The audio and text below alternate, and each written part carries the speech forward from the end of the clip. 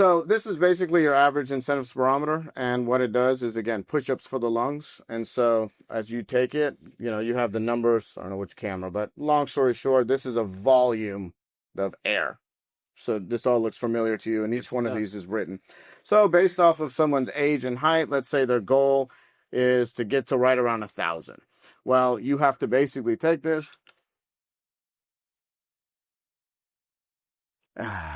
So that, to me, is expanding the lung. That 1,000 milliliters of air entered my lungs, and that, based on a already created chart, says that did a great job of opening up my lungs.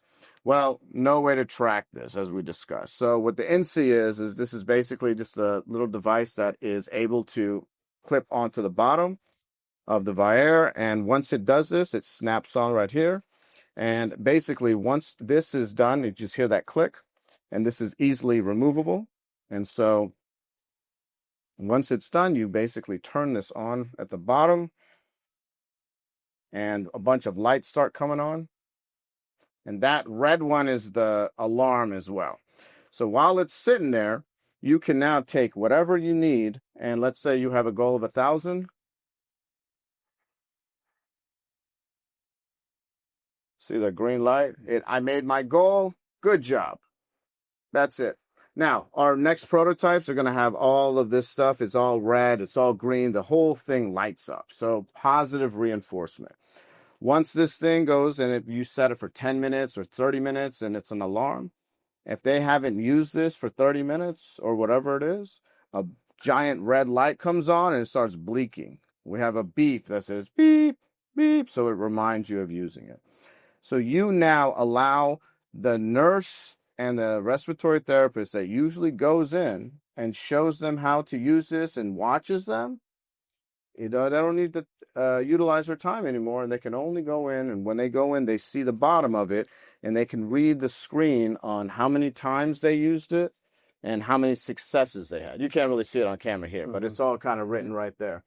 That's the key. You're just adding on to something that's already existing. Exactly. So, like, this will work with the industry standard of I'm not even going to attempt the breath thingy. Spirometer. IS. Yeah, we call it the IS, incentive spirometer. But yours just snaps in place on all of them. You don't have to go and reinvent the IS. So this right here is a very specific brand called the AirLife.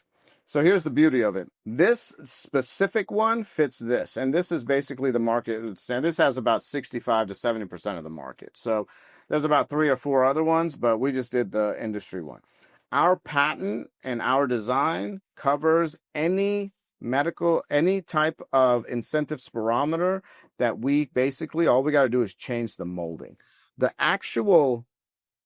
is open right now because we have to reprogram it. The actual technology right here, this is what our patent is, because this measures what we call the time of flight. So as the length of the piston goes up, that's the time of flight to which the sensor recognizes, and it can tell which one hit. It's almost like a radar gun, basically. But this technology, you can put it under any of the incentive spirometers and just change the mold, and it clips onto whatever you like. Eventually, we know that this company has actually already reached out to us because I think they want to. That's where I was going to go to next. Your patent prevents them from doing it themselves. Correct. Yeah. And honestly, any other way is just not cost effective. So, short of opening this up and putting a device inside it. Your device is reusable. Their device is a one patient. Mm-hmm. We've taken this to so many levels. We've gamified this. In fact, we have a game where it's a little wolf, not a little wolf, but a wolf and the 3 piggies. And on the screen, it has a goal on the line. And if you're doing this, you can actually look on the screen and do this. And there's a little wolf that's huffing and puffing. And if you get to your goal, he goes, and he blows the house away. That's great. It's just a game, right? You can make any game you want. But creating that gamification, again, it all goes back to skilled nursing homes, rehab centers, children's hospitals for cystic fibrosis, sickle cell anemia, and all these type of stuff. Absolutely. The limitless options, but that's where it all starts with what can we do with this to maximize and reach that entire patient population that nobody really ever thought about. That's where we are.